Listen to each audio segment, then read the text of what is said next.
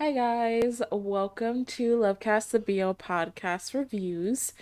I'm your host Alexa, and with me are your fellow hosts Kayla and Pixie. Hey. Hey. Yay! So today we're gonna be talking about the second season of everyone's favorite baby British gays. Heartstopper season 2 came out at the beginning of August, and obviously we all watched it pretty much right away. I think we were Yeah. on top of it because we all loved the first season, have a lot of Binged it fondness for the first first day. season. I made it last for like 2 or 3 days, I think, over the weekend, but I still Yeah. finished it in one weekend. Mhm. Um, but yeah, so season 2, like usually I do a synopsis of like the show and everything. But season 2 just kind of picked up right where season 1 left off, like literally the day after, where Mhm. the day after Nick came out to his mom. And it's kind of just kind of continuation of that story. It has them navigating Nick wanting to come out, but also facing some internalized like issues around that and some pressure that he's feeling around that. Of course, there's the Paris trip, which I guess is kind of like the highlight of season 2. Mhm. They spend 4 episodes in Paris, and there's a lot that goes on there.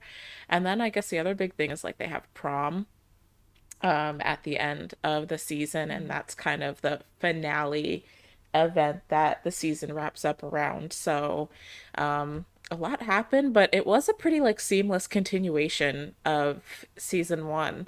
I guess like I read I haven't finished the full like series graphic novels, but I've read up through the Paris trip. Like I read that after season 1 came out. And I didn't know like how they would do the continuation of the show. Like but it makes Mhm. sense that they kind of just continued it like it was ongoing like it was in the graphic novel, Yeah. instead of doing a time jump or something like that. Mhm. But yeah. Yeah. As for we're always skeptical about second seasons. Mm, But the difference here is that this is an actually like established story. yeah. The books or the webtoon, or we were discussing what it's called, webtoon or a Graphic graphic novel or novels. whatever. It exists, and this story wasn't just written for the show. It actually existed before it even became a show. Yeah. So They had you don't existing have, material. They weren't just making yeah, stuff up. yeah, Mm-hmm. it's not been forced Mm-hmm. into a story because you had to write something to make something, right? So I think like it's sort of, it has this it's seamless continuation of Mm-hmm. this story, and it just feels like it almost like it's all one season. Like it feels Yeah. like it's one thing, Yeah. right? It's like a continuous, basically, slice of life, Mm. kind of story, just following them. And I guess it kind of makes sense because Heartstopper, even season 1, um, like compared to a lot of adaptations, kept things very close to the flow of the existing story and Yeah. incorporating the elements like the graphic elements and stuff like that. So they've Mm-hmm. always, I think, in terms of adaptation, kept things a lot closer to the source material than other like adaptations from mangas or novels or whatever Mm-hmm. tend to A do. 100%. So I think it makes sense that they kind of continued that in the way they continued the story in the second season. Mm-hmm. But yeah, I thought it was really good. I really liked it. I thought they did a great job of expanding on the other characters, Mm-hmm. and giving them more agency, I guess, like outside of just being Nick and Charlie's friends, but also Yeah. obviously still keeping Nick and Charlie as the heart of the show. Mm-hmm. I like that everyone kind of had their little story. Um, Mm-hmm. and we got to learn a little bit more about everyone, especially like Darcy and why am I blanking on his name? Isaac. There we Um, go. I was gonna say Toby, but yeah, that's the yeah. actor's name. Um, Darcy and Isaac, who we didn't really learn a lot about them personally in the first season. Even Mm-hmm. Tara, like we got to see her mom and stuff like that. So I like that they gave all of the cast and all of the secondary characters a lot more agency, and we got to see more of their Mm. stories. I felt like they did a good job balancing between all of the different stories they had going on. Yeah, I agree. Like the main story with Nick and Charlie, it was kind of um, a lot of their story is already told. So Mm-hmm. having like um, incorporating the rest of the cast's stories just felt natural, Mm-hmm. and it gave a better flow to the whole thing. And Yeah. like it's a big world kind of thing. So it's nice to see more than just one couple. Yeah. I actually Yeah. I really really love the teachers. Can I just say Oh that? yeah, Mr. Oh my Ajayi, Mr. gosh. Yeah. Farouk. Yeah. Yeah. I They love were, them in the webtoon too. yeah, I same. love them.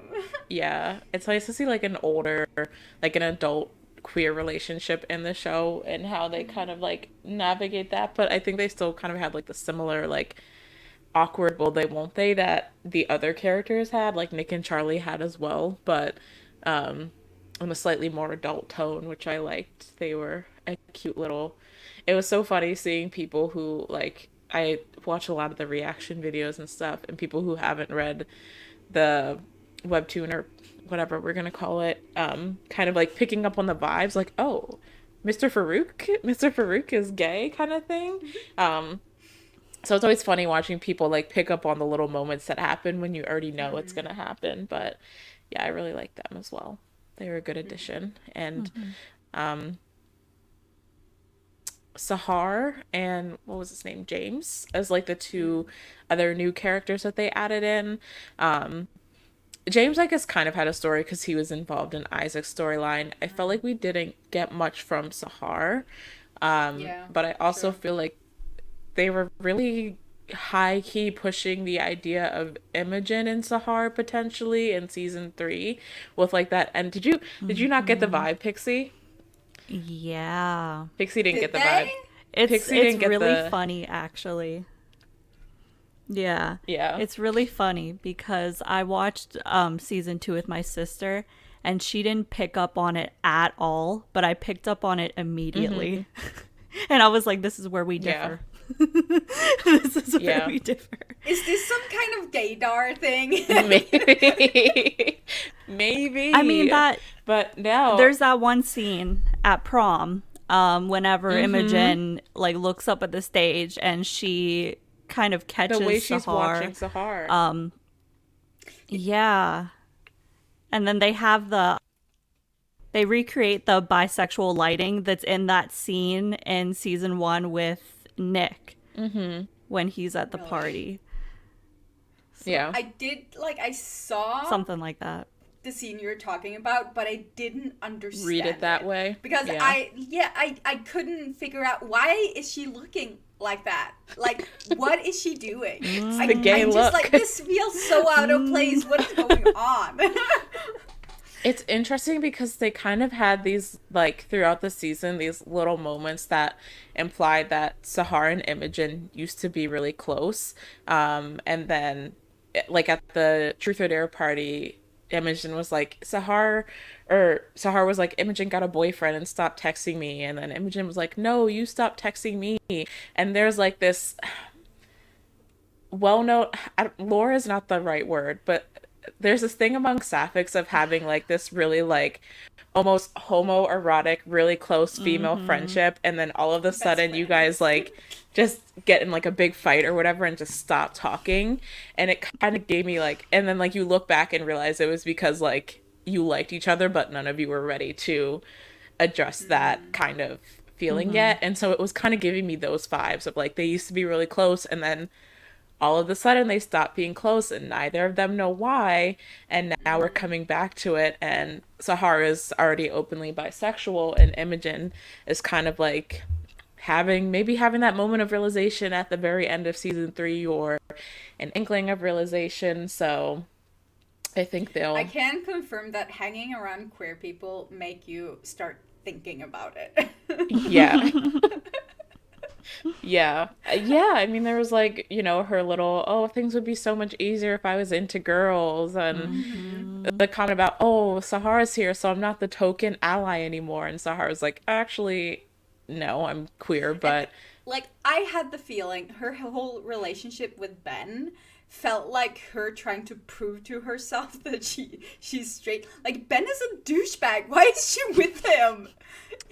we Like are all he asking treats ourselves her that like question. shit. So Yeah. it kind of felt like, okay, like I have to prove to myself that I like boys. Mm-hmm. Kind of subconscious choice.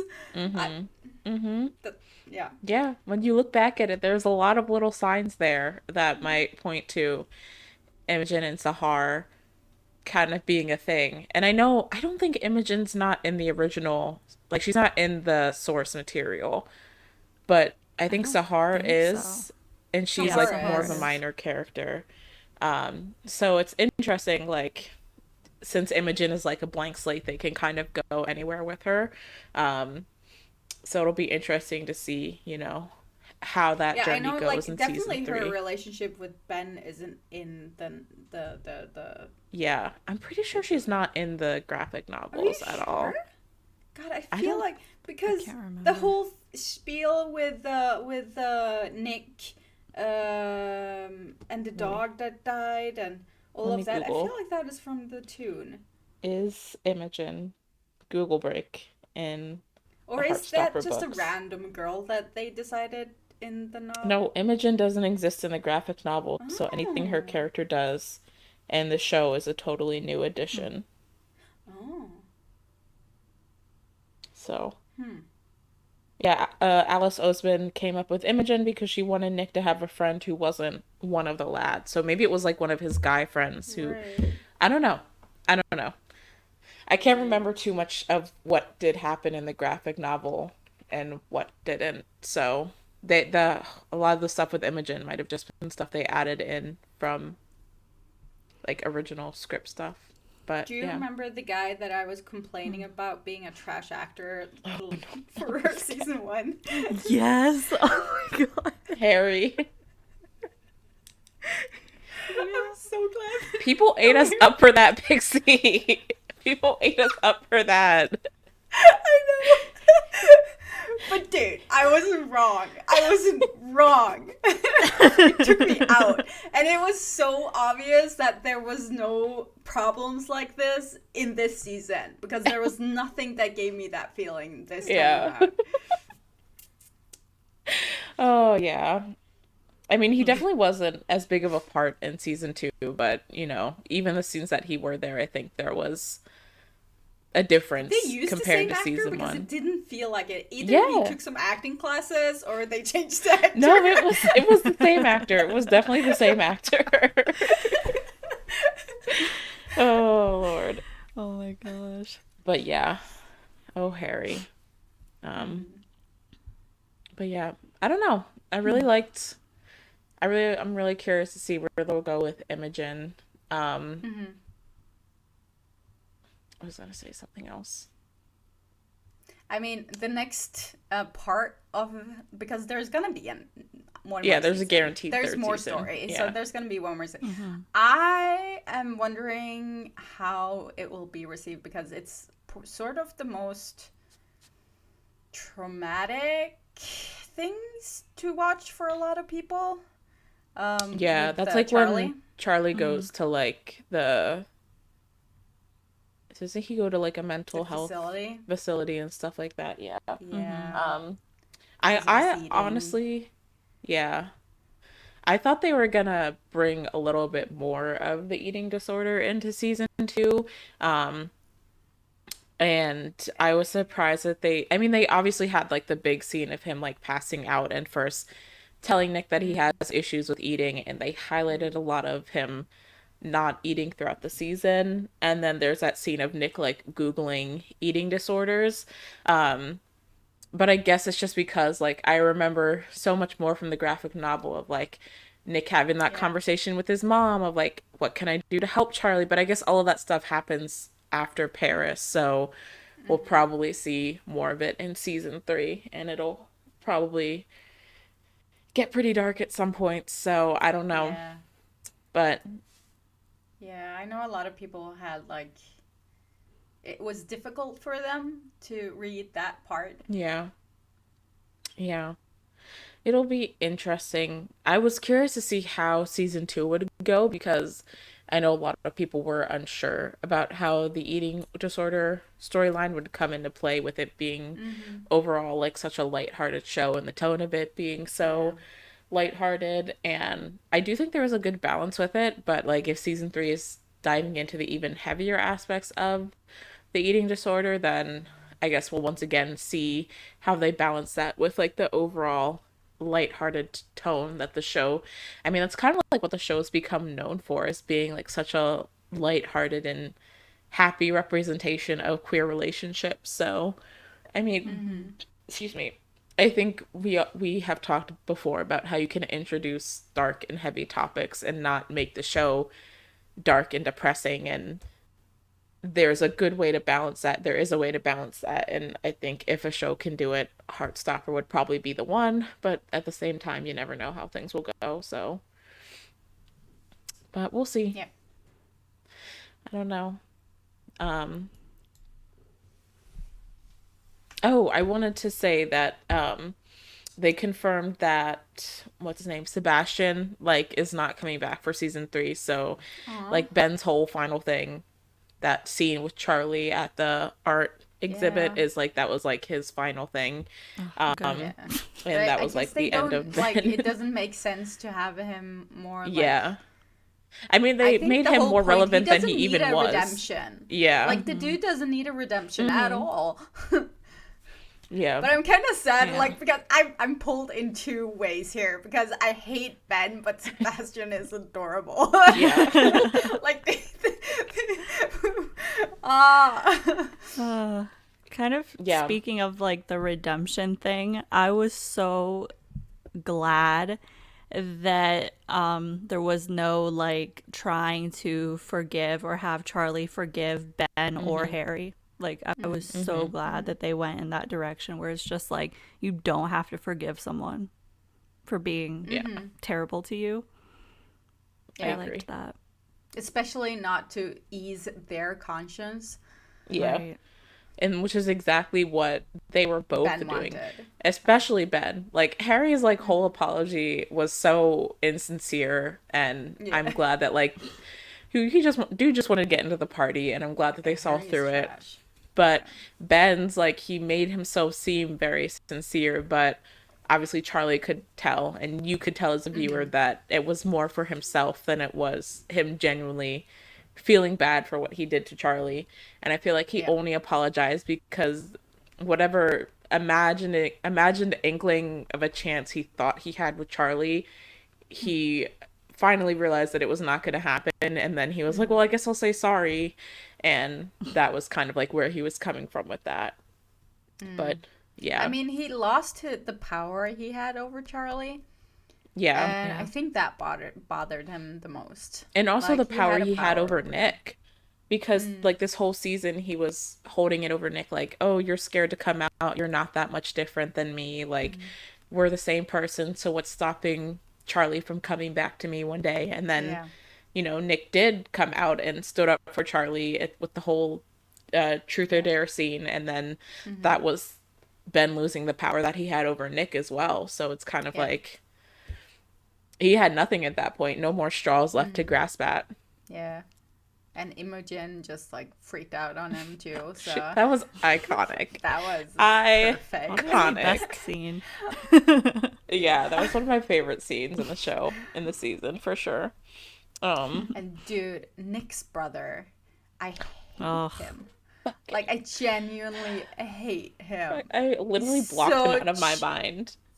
He's disgusting. Yeah. And it was so satisfying having Charlie's sister Yeah. go at him. Yeah. She should have punched him in the face, but I will take her kicking his phone down the stairs and going off on him. But just one of these days. Well, I guess technically Nick did punch Harry in season one, but I think we need to start inciting more violence against these homophobes in exactly. the show. Exactly. Solution. That's what I said. Violence. Violence against the homophobes, please. um, but yeah, he was terrible, and every time he came on screen, I was just like, "Ugh." Disgusting. But even like Nick's dad, well, he wasn't like, he was just a shitty dad. He wasn't homophobic. He was just like a shitty dad. And maybe that the daddy issues in me resonated with that one. But Yeah. even with that, like, it comes back to like the not having to forgive people that have been shitty to you. Like, Nick didn't forgive Yeah. his dad for never being around in his life and, you know, saying he wants to be better when he never is. And Nick kind of stood his ground on that end too. So I think they made a lot of good points of people like not having to apologize for being angry and upset with people when it's, especially when it's justified anger and upset. And so I appreciate that they didn't like try and tie it all off with a nice little bow by having everyone be friends again in the end. Yeah. But yeah. Yeah, I like that they didn't try and like play it up like every story ever that needs to the bow tied nicely and just pink and Yeah. no. Not Yeah, it everything adds is rose elements of colored. realism to the show, which I think people come at Heartstopper for being like so cringy and I guess unrealistic in how positive it is, maybe. But I think stuff like that adds elements of realism of like, yeah, not everything does end up happy and everyone becoming friends in the end. Like, you know, some I of these mean, people are genuinely bad people and they're gonna stay that way. yeah, but I mean, people aren't taking into account that these are actually kids, and this Yeah. is basically like kids. And when you're that young and your first love, all of that crap, you see the world in like rose colors. That's just how it is. So I have an issue with like grown ass people thinking it's too upbeat or whatever Yeah. because you're seeing it from perspective of a teenager. Yeah. Like, what did you expect? Yeah. They haven't seen the cruelness of the world yet. Right. World. And it's also just like we've talked so much about how a lot of like LGBT media is sad and how people want stuff that like focuses on happier stuff. So it's like, here it is. What's your problem? Yeah. Well, there's a reason why boys love is so loved by the queer community because like who wants to watch sad tragic shit all the time? Yeah. Right. Yeah, it has its place, but like we need we need the happy stuff too sometimes. And it's like maybe it is a little cringy that they only talk to each other on Instagram DMs, but maybe that's what the kids these days That's do. very I don't fucking dude, know.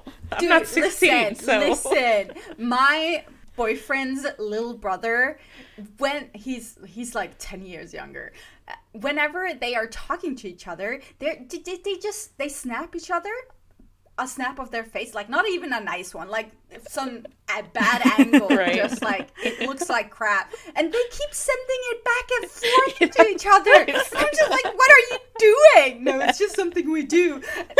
What?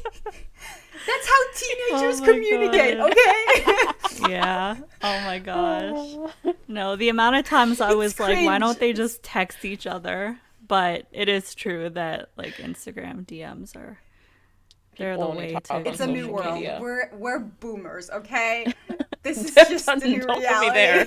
Not yet. I mean, the more I think about it, probably texting is the one that I use the least to communicate with people, so I get it. Yeah.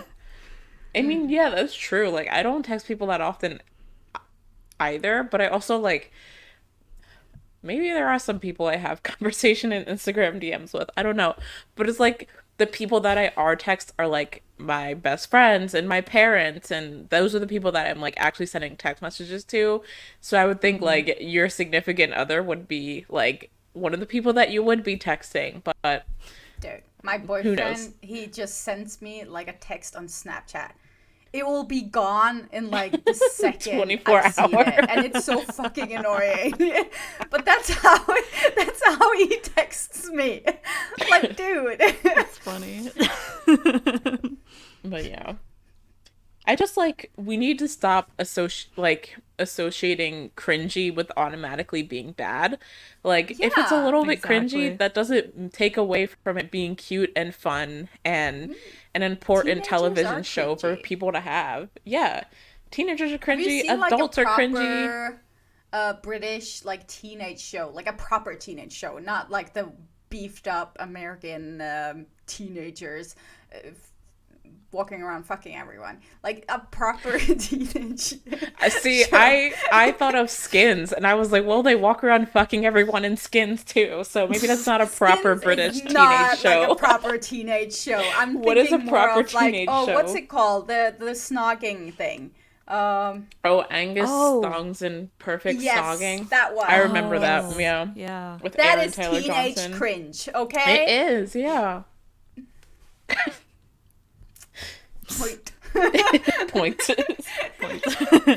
But yeah, no, just let people have their fun. That's Hmm. like every year, every time a new season of Heartstopper comes out, like I feel like there's always this big discourse over like whether the show is doing any good and why is it so cheesy and like all of this stuff. And I'm like, obviously it's doing good, like, or else Yeah. it wouldn't have the impact that it's had on people. But it's also just like, why can't the show just exist? Like, if you don't Yeah. want to watch it, Why don't does it watch Literally. have to it. be something big and groundbreaking to save the queer community? Yeah. It's just a story. It's Yeah. just a show. It's just like Let's one of just those have things, like, fun. when things get super popular, like, I just feel like people feel like they have to nitpick at everything. And I'm like, I get Hmm. having criticisms. Like, Yeah, that's that's one valid. thing. But Criticism is valid. like also you can just let it exist, and if you don't want to watch it, if you think it's too cringy, if it's not up to your standards of what queer TV should be, then don't watch it. Mhm. Like it's just that simple. I for one am almost fucking 29 years old and having a great time with it. So, Yeah, it's working for I'm people. 34. It was awesome. But yeah, Yeah. I don't know. Any other final thoughts about season No, 2? it's just cute. Yeah. I, It's I always a good loved watch. Nick talking French. Oh yeah. Yeah. And everyone, the ongoing joke of everyone being like, "What the fuck? Nick, you speak French?" Mm. Yeah, It I was think my cute. favorite part Kit did a of this really good job. season was Isaac. I really loved yeah. Mm. Isaac's whole story. Yeah, we Like have to that talk was the Same. about part Isaac. of the Yeah. story that made me emotional. I don't know why. Like that Yeah, scene where they're all at prom and he's just like watching everyone together and then he goes in the library and gets the book about like yeah, asexuality. It's just Mm. so good. It's so yeah, Yeah. good. I yeah, love that they didn't push him into a relationship or anything, that like they can establish something like you don't have to be in a relationship to be happy. mm-hmm, Yeah, mm-hmm, exactly. He just yeah, gets to be himself yeah. and be I happy really, about being himself. yeah, I really appreciated like even though it was him kind of hitting a breaking point when he was like, you know, you guys only think I'm interesting if I have some type of romantic drama going on, and I feel like Mm-hmm. that was I guess like a commentary to the not necessarily the larger audience, but just like the general idea of like human relationships and how we Yeah.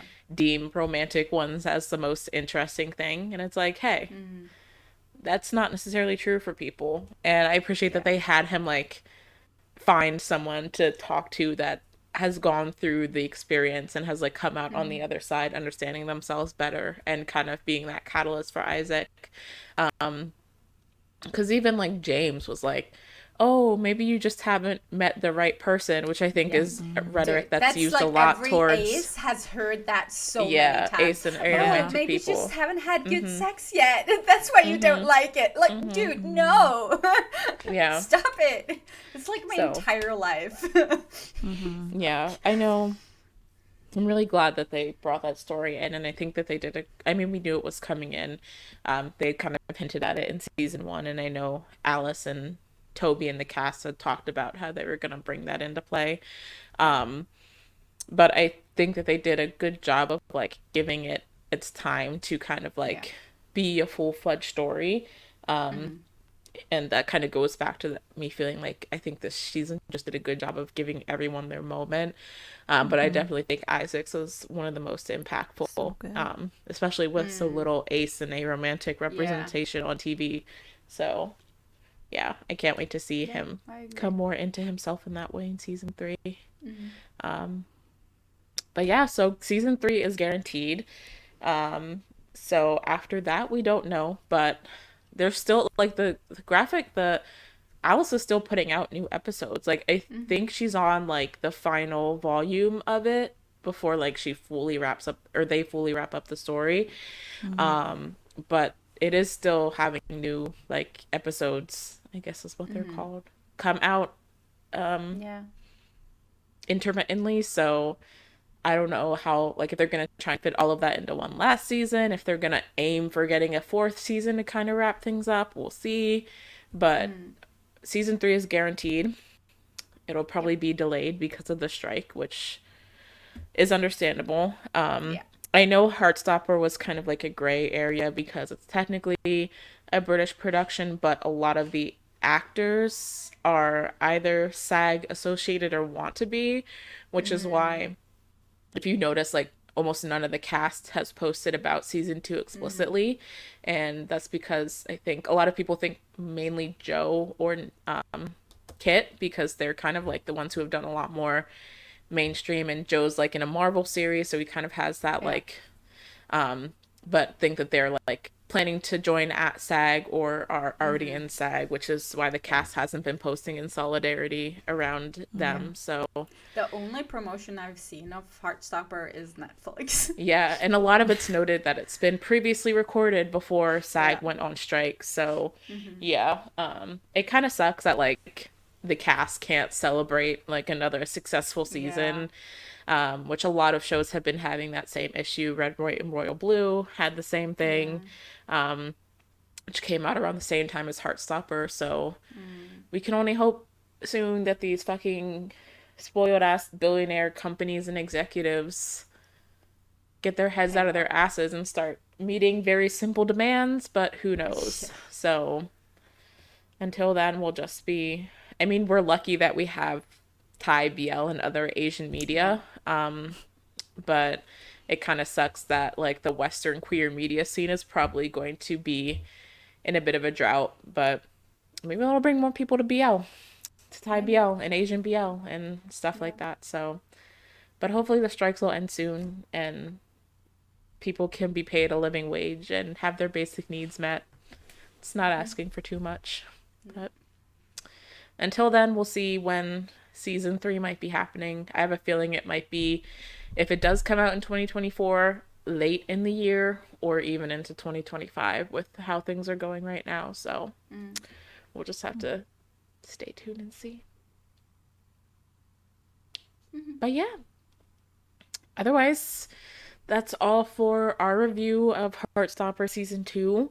We don't know when we'll be putting this up on YouTube because of the strikes. We're not really going to be posting it publicly until after that has come to an end. But if you're watching this Mm-hmm. on Patreon, comment down below on Patreon and let us know what you thought of the second season, what your favorite storylines were, what you're looking forward to seeing in season three. We definitely want to see your guys' thoughts about it and hear what you thought about the season. So be sure to leave us a comment or chat with us over in Discord and we can chat about it a little bit. Excuse me. But otherwise, that's all for this review, and we'll see you guys in the next one. Mm-hmm. Bye. Bye. Bye.